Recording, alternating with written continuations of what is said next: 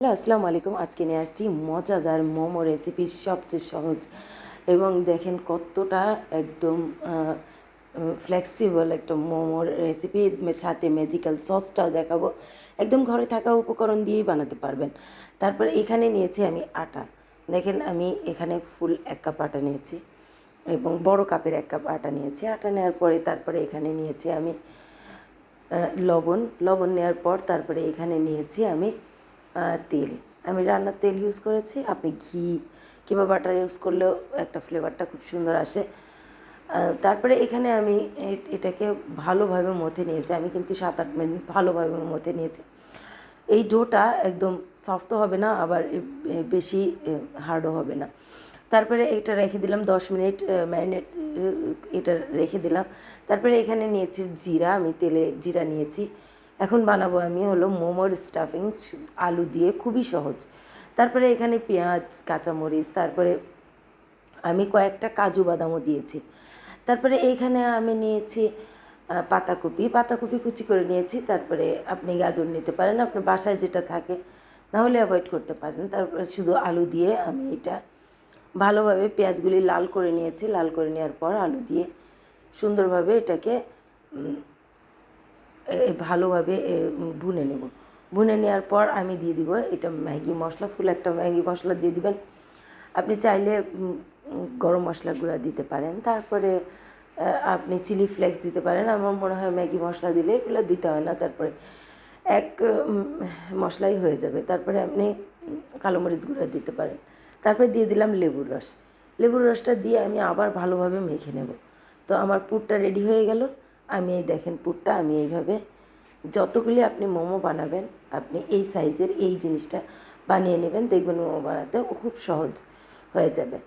তো আমি এইখানে দেখেন এটাকে ভালোভাবে মথে নিয়েছি, আবারও ভালোভাবে মথে তারপরে এটাকে দেখেন এটাকে রুটি আকার করে নেব। তারপরে এই ঢাকনা দিয়ে, আপনার কাছে এই ধরনের ঢাকনা থাকলে কিংবা যে কোনো বাসায় এক ঢাকনা থাকলে সেই ঢাকনা দিয়ে আপনি এই মোমোর রেসিপিটা বানাতে পারেন। আপনি কত বড় বানাবেন তত বড় ঢাকনাটা নিয়ে নিলেই হবে। তারপরে দেখেন আমি ওই ফিলিংটা আমি যে মুঠো করে রেখেছিলাম ওটাকে আমি দেখেন এটা দিয়ে দিলাম। দিয়ে এখন আমি এইবার মোমোটা আমি এর সাথে বানিয়ে দেব। তারপরে এই যে দেখেন, দেখা যাচ্ছে না হালকা, তো আমি আবারও আমি দেখিয়ে দিব এটাকে। তো দেখেন এটাকে কত সহজে আপনি এটা দিয়ে দিতে পারবেন। এই যে দেখেন কত সুন্দর হয়েছে। তারপরে আমি আরেকটা দেখিয়ে দিচ্ছি, এই যে দেখি। তারপরে আমি এখানে আরেকটা দেখিয়ে দিচ্ছি।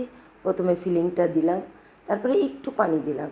দেখেন এটা আপনাকে একদম মানে স্পষ্ট আমি দেখাচ্ছি যে এটা কিভাবে বানাবেন। তো বলে বোঝানো যাবে না, আপনি দেখে নিয়ে দেখেন এইভাবে ঝুড়ির আকারে বানিয়ে তারপরে এটা পানির সাথে পানি আগে লাগাই দেবেন, তারপরে এটা লাগিয়ে দেবেন। এই যে দেখেন কত সহজে সুন্দরভাবে লেগে গেল। তো আমার ভিডিওটা একটু লং হচ্ছে। তারপরে দেখেন আমি এই সবগুলি বানিয়ে নিয়েছি। দেখেন সবগুলি একরকম হয়েছে এবং একই সাইজের হয়েছে। যেহেতু আমি কেটে নিয়েছি, রুটি বানিয়ে নিলে মানে একটা ছোট হয় একটা বড় হয়, দেখতে তেমন একটা সুন্দর লাগে না। তো এখানে দেখেন আমি সবগুলি বানিয়ে নিয়েছি, দেখতে কতটা সুন্দর লাগছে এবং লোভনীয় লাগছে। যারা এই মোমো নিয়ে কাজ করতে চান তারা আমার এই সহজ রেসিপিটা আপনি ফলো করতে পারেন। তো দেখেন আমার এই মোমো রেসিপিটা কতটা সুন্দর লাগছে, আমি আবারও দেখিয়ে দিচ্ছি। তারপরে এখানে আমি নিব পানি। এই এই প্রসেসটাও আমি সবচেয়ে সহজ করে দিয়েছি। তারপরে এখানে নিয়েছি আমি পানি, তারপর নিয়েছি রান্নার তেল, আপনি যে কোনো রান্নার তেল নিতে পারেন। তারপরে দিয়েছি লবণ, আমি 1 কাপ পানি দিয়েছি, তারপরে দিয়েছি লবণ, তারপরে দিয়েছি রান্নার তেল। তারপরে এখন এই মোমোগুলো এখানে সাজিয়ে দিব, একটার সাথে আরেকটা যাতে লেগে না যায় ওইভাবে আপনি লাগাবেন, সাজিয়ে বসিয়ে দিবেন। তারপরে এখানে দেখেন আমি সাজিয়ে দিয়েছি। তারপরে এখানে দেখেন একটার পর একটা আপনি এটা মাত্র যেভাবে আমরা পাস্তা সেদ্ধ করি অতটুকু সেদ্ধ করলেই আপনার এটা হয়ে যাবে। আমি একটু ঢেকে দিচ্ছি এটাকে, ঢেকে দিয়ে দেখেন আমি এটা ঢেকে দিচ্ছি, ঢেকে দিয়েছি। আপনি পাস্তা যতটুকু সিদ্ধ করবেন ততটুকু এটা। তারপরে এখানে আমি ম্যাজিক্যাল যে সসটা ওটা বানাবো। তারপরে এখানে নিয়েছি লাল মরিচ, তারপরে নিয়েছি গোটা গরম মশলা, তারপরে নিয়েছি কালো মরিচ, তারপরে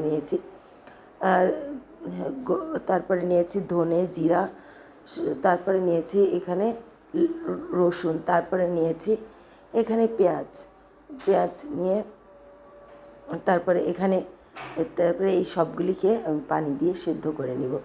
এটা থেকে আমি কিন্তু চাটনি বানাবো এবং এটা থেকে আমি অন্য একটা রেসিপিও বানাবো, সেটা পরে দেখাবো। এটা দেখেন আমি এই চাটনিটা আমি ওটা ঠান্ডা করে নিয়ে চাটনি বানিয়ে নিয়েছি।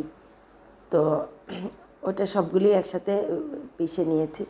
পিষে নেওয়ার পর এই চাটনিটা তারপরে এটা ভালোভাবে ধুয়ে তারপরে এটা একটু নেড়ে নেব। চাটনিটা একদম ব্লেন্ড করতে যাবেন না, না হলে একদম ব্লেন্ড করলে কিন্তু বেশি ভালো লাগবে না, একটু হালকা ছাপড়া থাকবে। তারপরে এখানে নিয়েছি আমি 1 টেবিল চামচ ভরে টমেটো সস, আপনি চিলি সসও নিতে পারেন, অন্য যে কোনো সস আছে সেগুলো নিতে পারেন, 2-3টা সসও দিতে পারেন এখানে। তারপরে এখানে চিলি সস, টমেটো সস দিয়েছি। তারপরে এখানে ম্যাগি মশলাটা ইউজ করেছি আমি। তারপরে হালকা ম্যাগি মশলা ইউজ করেছি। ম্যাগি মশলা ইউজ করার পর এখন আমি এখানে দিয়ে দিব লেবুর রস। আমি এখানে 1 টেবিল চামচ মতো লেবুর রস দিয়ে দিয়েছি, যাতে একটু টক হয়, একটু ঝাল হয়, সব কিছুই ব্যালেন্স হয়ে যায়। তো আমি এটা নেড়ে নেব। নেড়ে আমি কয়েক মিনিট নেড়ার পরে এটা হয়ে যাবে, ঠান্ডা করে নেবেন। লাস্টে এটা দেখেন আমি সয়া সস দিয়ে দিচ্ছি। আপনি সয়া সস না থাকলে না দিবেন, সমস্যা নেই, কিন্তু তবুও এই সসটা খেতে অনেক ভালো লাগে। তো আমি এটা দেখেন একদম হেলদি, কিন্তু আমি কোনো প্রকার এখানে বেশি তেল ইউজ করি নাই। তো এটা আমার সসটা হয়ে গিয়েছে। সসটা হতে হতে অন্য চুলায় আমি এটা দেখেন দিয়ে দিয়েছি, দেখেন আমার হয়ে গিয়েছে। তারপরে এখানে সবগুলাই হয়ে গিয়েছে দেখেন। তারপরে এখানে আমি একটা করে এখানে প্লেটে সাজিয়ে নিব। তো দেখেন একটার সাথে আরেকটা লেগে যায় না। এই যে আমি পুরো পানিটুকু কিন্তু শুকিয়ে ফেলছি, একদম দাঁড়ায় থেকে আপনি এখান থেকে নড়া যাবে না। তারপরে দেখেন এইভাবে কি সুন্দর সাজিয়ে পরিবেশন করেছি। সবগুলো মোমো একদম খুবই সুন্দর হয়েছে। তো এই সসটা দেখেন এই সসটা খেতে অনেক টেস্ট হয়েছিল, এবং মোমোর সাথে যে ঝালটা, একদম পারফেক্ট ঝালটা এই সসতে পেয়ে যাবেন আপনি। তো কেমন লাগলো আমার এই রেসিপি দেখেন। আমি এই রেসিপিটা একটু লং হয়ে গিয়েছে, তবু আমি ভালো করে আপনাদেরকে দেখিয়ে দিয়েছি। তো দেখেন এটা সাজালে কতটা সুন্দর হয়। আপনি মেহমান কিংবা নিজের প্রিয়জনকে, ছোট্ট বাবুদেরকে এটা দিলে আর কিচ্ছু লাগবে না। তো খুবই সহজে চাটনির সাথে আমি এই মোমো রেসিপিটা দেখিয়েছি।